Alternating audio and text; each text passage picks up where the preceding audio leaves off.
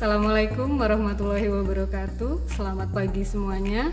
Semoga hari ini semua dalam keadaan sehat walafiat dan senantiasa berada dalam perlindungan Allah Subhanahu wa taala. Amin, Allahumma amin.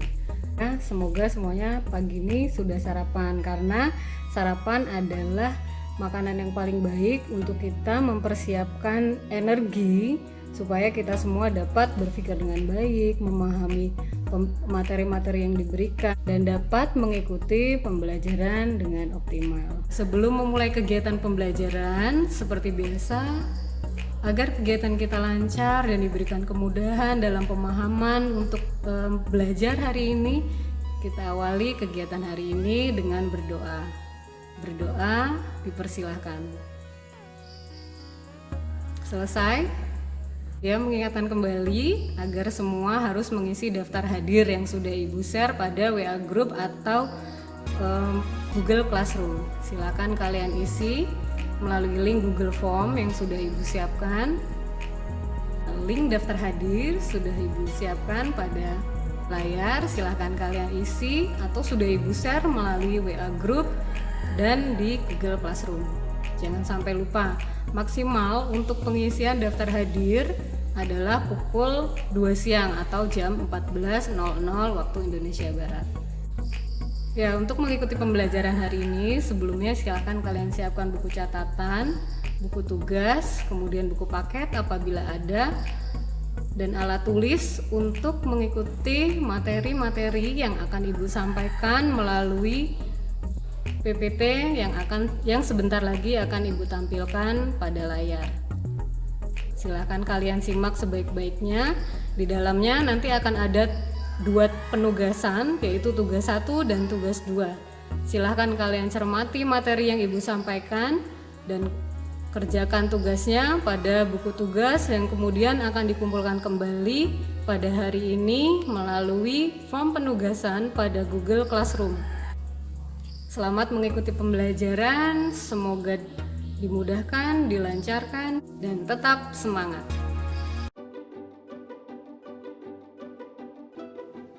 Organ tumbuhan. Secara umum, bagian tumbuhan terdiri dari 3 bagian, yaitu pada bagian akar, batang, dan daun. Secara spesifik, organ tumbuhan terbagi menjadi 6. Yang pertama akar, yang kedua batang, yang ketiga adalah daun, yang keempat yaitu bunga, serta bagian buah dan biji. 3 organ utama pada tumbuhan hanya terdiri dari 3 bagian, yaitu akar, batang, dan daun. 3 bagian ini hanya terdapat pada tumbuhan yang berpembuluh. Sedangkan tumbuhan yang tidak berpembuluh seperti jamur, lumut, pada bagian akar, batang, dan daunnya belum dapat dibedakan secara sempurna atau biasa disebut dengan talopita.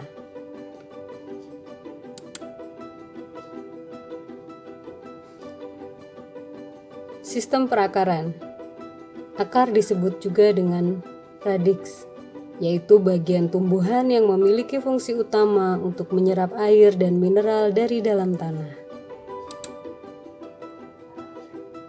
Fungsi akar secara umum yaitu untuk menyerap air, garam, dan unsur hara dari dalam tanah menuju ke daun dan seluruh bagian tubuh yang lainnya.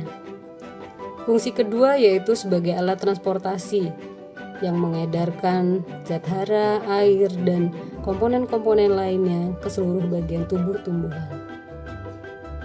Fungsi ketiga yaitu menyimpan cadangan makanan. Fungsi keempat, menunjang dan memperkokoh tubuh tumbuhan. Fungsi kelima sebagai alat respirasi. Salah satu contohnya adalah pada sistem perakaran untuk tipe akar napas. Dan yang keenam adalah alat reproduksi. Yang ketujuh adalah tempat tumbuhnya tunas. Perhatikan morfologi dan anatomi akar berikut ini. Apabila kita melihat akar atau sel akar di bawah mikroskop, maka kita akan melihat susunan atau gambar akar berbeda dengan apa yang kita lihat secara kasat mata. Akar yang kita lihat dengan perbesaran di bawah mikroskop akan sangat terlihat jelas 3 bagian utamanya, yaitu bagian terluar disebut epidermis, bagian tengah yaitu bagian korteks, dan bagian pusatnya disebut dengan stele atau silinder pusat. Pada bagian tepian-tepian akar ini terdapat rambut-rambut akar, dan pada bagian ujungnya di sini disebut dengan tudung akar yang sangat banyak sekali jaringan meristem yang selalu aktif membelah.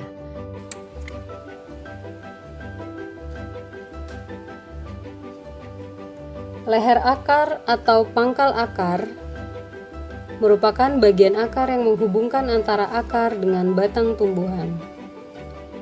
Sedangkan batang akar merupakan bagian akar yang terletak antara leher dan ujung akar.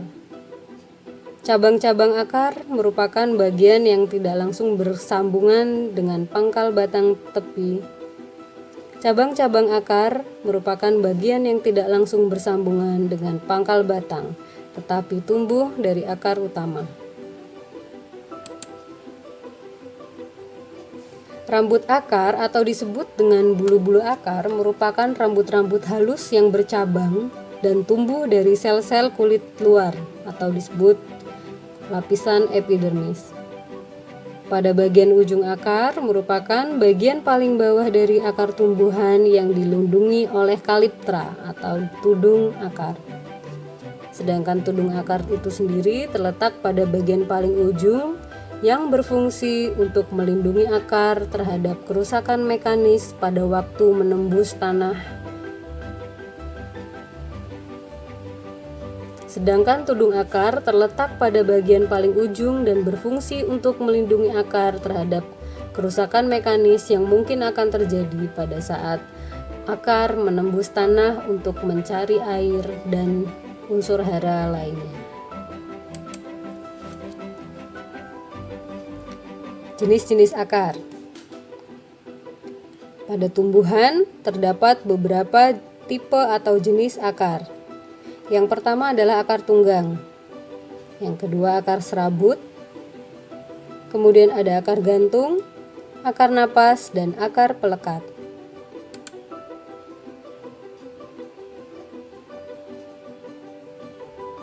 Ya, silahkan kalian buka link YouTube berikut ini untuk mengerjakan tugas 1 pada pertemuan kali ini.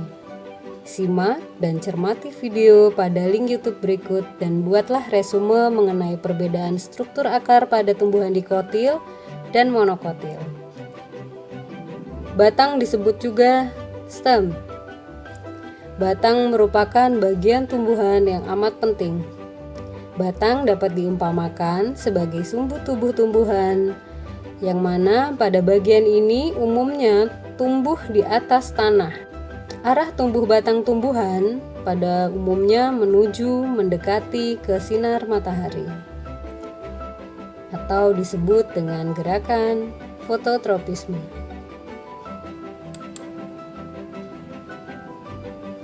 Batang memiliki 4 fungsi utama. Yang pertama adalah sebagai penyokong, yang kedua sebagai alat transportasi, yang ketiga sebagai penyimpanan, dan yang terakhir adalah sebagai alat perkembangbiakan.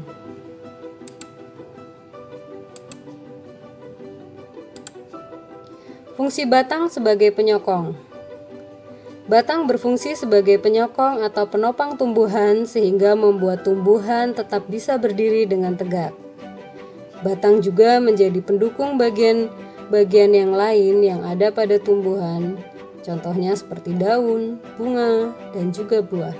Dikarenakan jika tidak ada batang, maka bagian-bagian lain dari tumbuhan tidak akan dapat hidup dengan baik.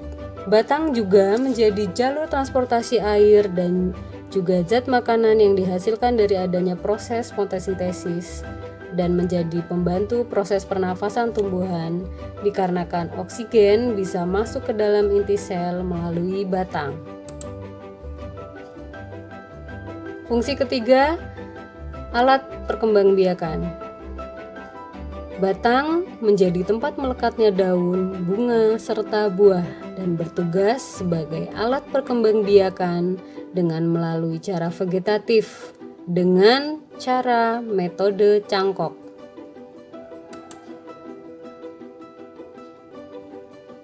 Fungsi keempat yaitu sebagai penyimpanan. Batang juga berperan sebagai tempat penyimpanan cadangan makanan yang ada pada tumbuhan.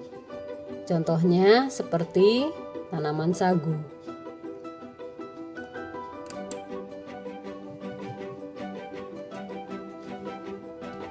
Jenis-jenis batang. Batang pada tumbuhan memiliki 3 tipe atau jenis, yaitu tipe batang berkayu, batang berumput, dan batang basah. Batang berkayu pada umumnya memiliki tekstur yang keras. Batang berkayu dapat bertambah besar karena adanya aktivitas kambium yang selalu melakukan pembelahan sekunder. Contoh dari tumbuhan berbatang kayu adalah pohon jati, pohon nangka, pohon jambu, pohon mahoni, pohon albasia, dan pohon trembesi. Tipe batang rumput tidak memiliki jaringan kayu atau sklerenkim, namun memiliki ruas-ruas yang nyata dan berongga. Biasanya batang tipe rumput umurnya cenderung lebih pendek. Contoh tumbuhan yang memiliki batang rumput adalah jenis rumput, padi, jagung, tebu, dan gelagar. Batang basah memiliki ciri utama lunak, berair, dan pendek. Karena sifatnya yang lunak, maka batangnya tidak keras dan mudah dipotong. Contohnya adalah pada pohon pisang, bayam, pacar air, selada, dan kangkung.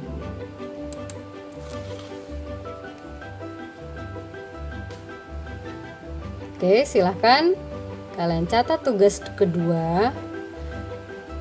Temukan 3 jenis batang tumbuhan yang ada di sekitar lingkungan kalian yang termasuk kelompok batang berkayu, batang rumput, dan batang basah. Kemudian deskripsikan ciri-ciri dari masing-masing batang tersebut berdasarkan morfologi, fungsi batang, habitat, dan klasifikasinya. Catat di buku tugas dan dikumpulkan pada form penugasan pada Google Classroom. Terima kasih. Alhamdulillah, materi untuk hari ini sudah selesai, yaitu mengenai struktur akar dan struktur batang. Semoga apa-apa yang Ibu sampaikan dapat kalian pahami dengan baik serta menambah hasanah ilmu sebagai bekal untuk masa depan kalian yang lebih baik. Tetap jaga kesehatan, patuhi protokol kesehatan 5M, memakai masker, mencuci tangan, menjaga jarak, mengurangi mobilitas, dan menjauhi kerumunan. Semoga pandemi COVID-19 ini segera berakhir dan kita dapat beraktivitas, belajar di sekolah kembali seperti sedia kala. Sekali lagi Ibu ucapkan terima kasih, mohon maaf apabila terdapat kesalahan. Ibu akhiri, wassalamualaikum warahmatullahi wabarakatuh.